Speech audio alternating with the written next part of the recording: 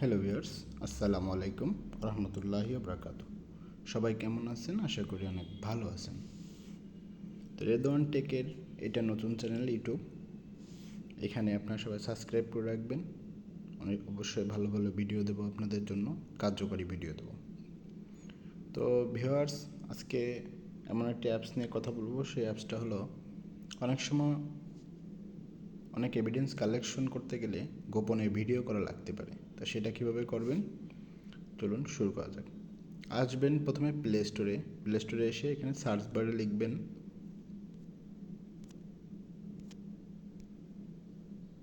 XS camera. এটা লেখার পরে এখানে ইনস্টল করে রাখবেন। ইনস্টল করে ওপেন করবেন। তো আমি আগের থেকে ইনস্টল করে রাখছি, তার জন্য আপনাদের ওপেন করে দেখাচ্ছি।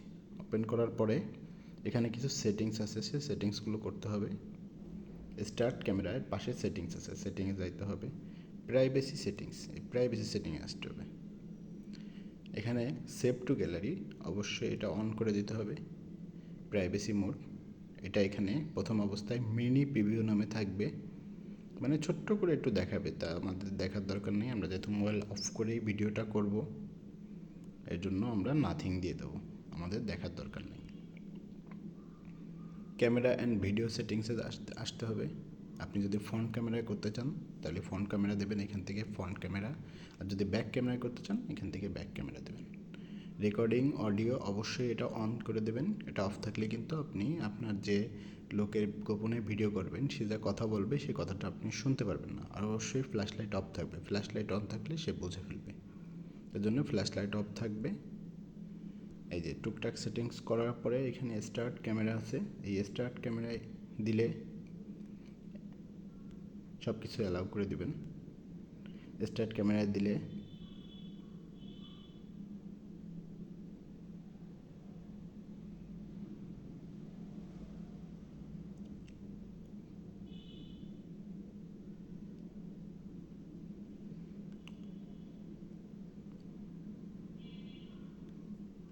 এটা অবশ্যই অ্যালাউ করে দেবেন সেটিংয়ে এসে।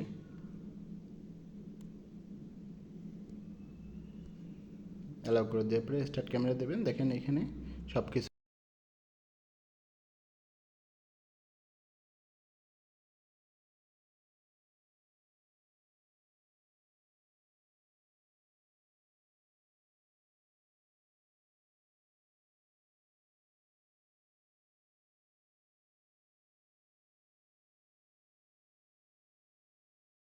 করে দিই।